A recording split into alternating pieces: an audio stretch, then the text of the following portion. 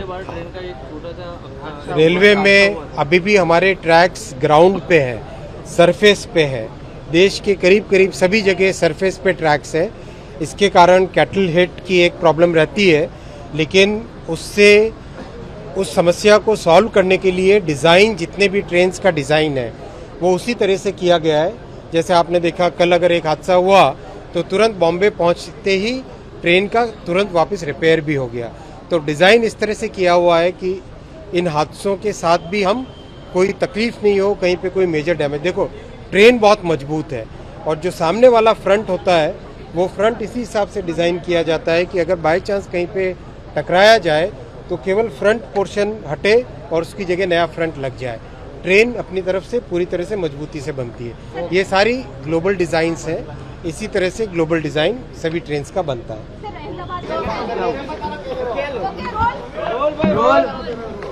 आज गुजरात यूनिवर्सिटी के छात्रों के साथ संवाद करने का मौका मिला।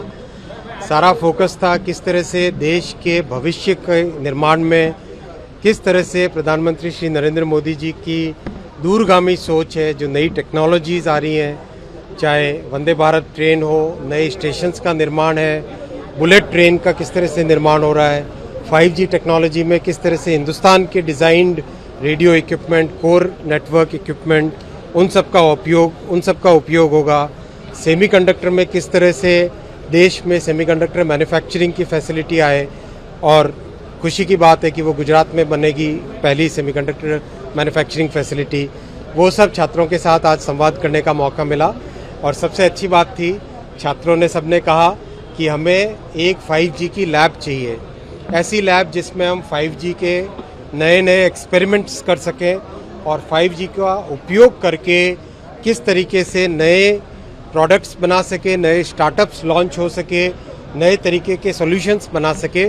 तो छात्रों की डिमांड पर यहाँ गुजरात यूनिवर्सिटी में 5G लैब का आज उनके छात्रों के अनुरोध को रखते हुए यहाँ गुजरात यूनिवर्सिटी में 5G लैब बनाई जाएगी।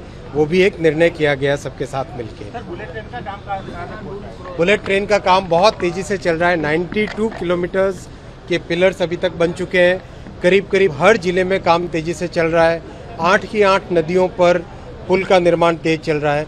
इस बार खूब बारिश हुई, लेकिन बारिश के दौरान भी कंप्लीट उसके जो कंस्ट्रक्शन का एरिया था उसके ऊपर शेड बना के अच्छे से बहुत ही सिस्टमेटिक तरीके से काम करते रहे, जिससे कि काम में कहीं भी स्लोनेस नहीं आए।